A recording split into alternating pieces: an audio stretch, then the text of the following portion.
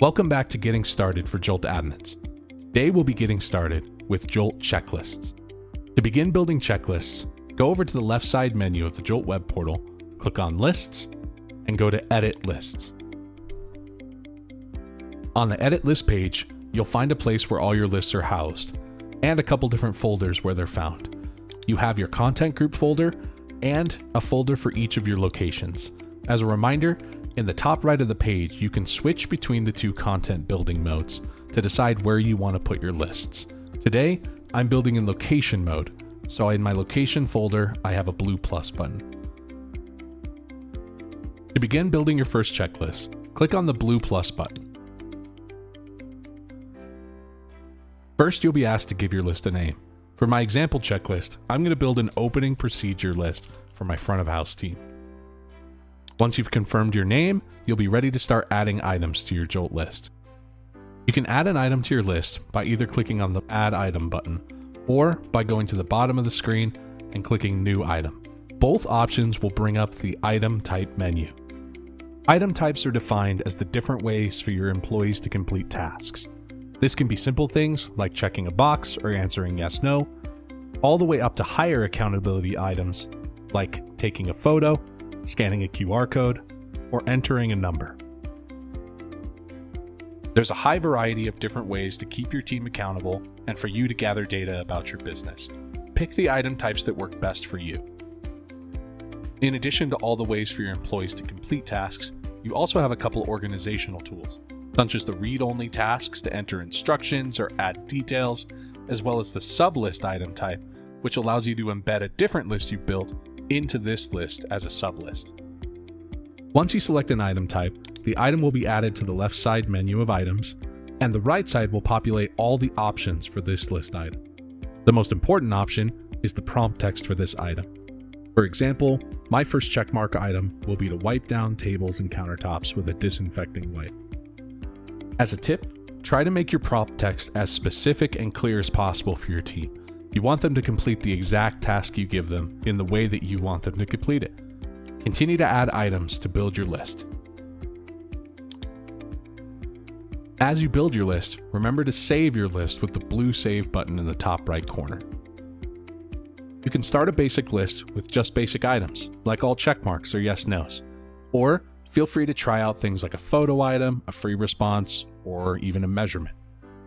Remember, you can always change these item types later under the three-dot menu. If you're looking to build out a longer checklist, or if you have an existing checklist in an Excel sheet, a Word document, or somewhere you can copy and paste, you may also utilize the bulk import option found under the blue plus button. When you select bulk import, you'll be redirected to a spreadsheet format where you can copy and paste in a lot of items at once. Simply click on the prompt box and then use the keyboard shortcuts Ctrl+C and Ctrl+V to copy and paste in your items. Once your items are in the prompt column, you'll need to select the item types for each item. You could select something like a checkmark and drag down from the right corner and make them all checkmark items very quickly. Or you can customize them as you see fit. Additionally, on the bulk import screen, you'll have to decide if you want to use points for your items. Points are an optional gamification system for Jolt checklists that allow you to give out points to team members for completing tasks. There's an accompanying point report where you can look up who has the most points. Either choose a point value for each task, or if you're not ready for points at this time, put 0 in this column. Once you're ready, select Save All, and then Start Import. This will build out your checklist all at once. Once we have a checklist we're happy with, there's also several general options you can change for each item type. On top of assigning points for each task, you can also do things like allow a user to mark an item as NA if it's a more optional task, change the color of the tasks on the Jolt app, or attach a file from your info library if you have the information library feature.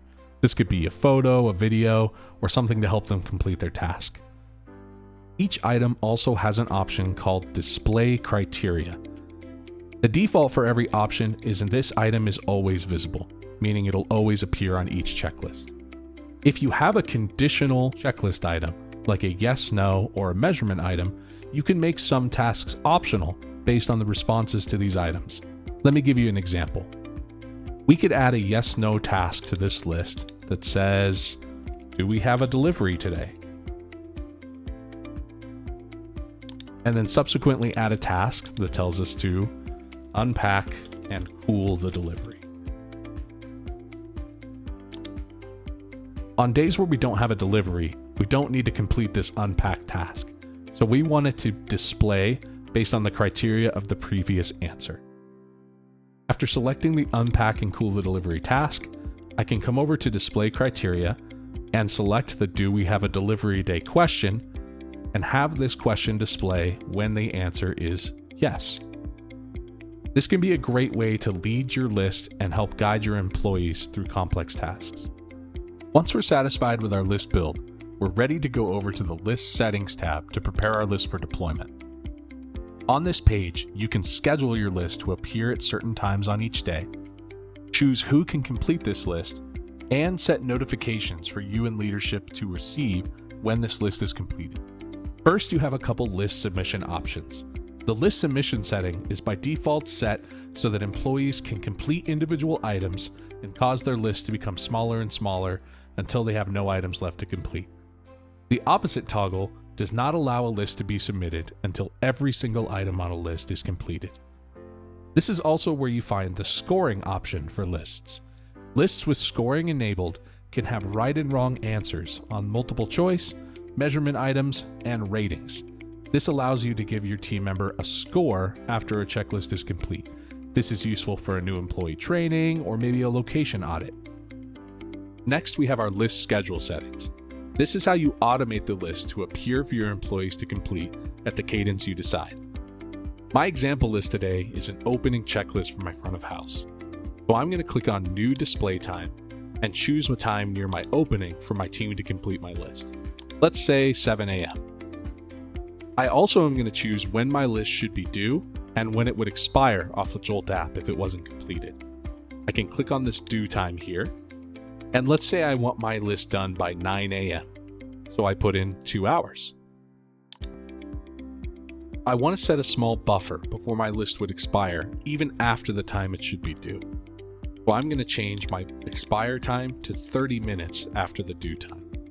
This will result in my list appearing at 7 a.m., being due at 9 a.m., and expiring at 9:30 a.m. Any list item my team completes between 9 a.m. and 9:30 a.m. would be marked as late, but it's better that we get something done than not done at all. Below the display times, you have a variety of options for this list related to days of the week, days of the month, or even months of the year that you want your list to appear. This is a standard list you do 7 days a week. You could leave all these settings on default and simply click done. But a very common thing that businesses have that I work with is that perhaps you have different open times depending on the day of the week. Let's say in my example that we open a little later on the weekends. I could simply turn off Sunday and Saturday and make this a weekday schedule for Monday through Friday. Then I could make a second display time for just Sunday and Saturday by deselecting the weekdays. Maybe on weekdays we open an hour later, so I'll have my list appear at 8 a.m. and then be due at 10 a.m., expiring at 10:30. Click done. Now I have 2 separate list schedules depending on the day of the year. You could have different list schedules for times of the year, holidays, special occasions, or different seasons. Whatever you'd like, Jolt has an option for you. Once we have our list scheduled to display, we can scroll down a bit to the role-based access section to decide who should complete this checklist. The default for a checklist is that anyone can view and complete this list. If you'd like only certain members of your team by role to complete this list, you could deselect that option and choose the assigned roles that should complete this checklist. You can also choose certain roles to manage a checklist. Managing a checklist will allow the managing employee to have certain admin permissions for this checklist on the Jolt tablet, such as assigning out certain tasks or editing or deleting the due time. Additionally to being assigned and managing a list, there are a couple more niche settings below related to who can create a new copy of this list and if you want this list to be a shared list or an individual list. Keep in mind that most Jolt checklists will be used in a shared environment, meaning the team completes the list. But if you would like an individual copy of this list for every single person assigned, you could check this bottom box. This would be best used when you had a new employee training or an employee survey, but would not be used for a standard operating procedure. Finally, once our list is assigned, we can choose some optional notifications in the top right section of the menu. If you click on New Notification, you have the option to assign a text message, an email, or a push notification on personal devices to a selected role for a variety of reasons. These reasons include when an item is overdue or it didn't get done, when a measurement item is out of range that you've set up, such as for a temperature or a till count, and you could get notified when a list is displayed, completed, or before it is due. For our example today, let's say we want our manager role receiving an email if this list is not complete or an item is overdue on it.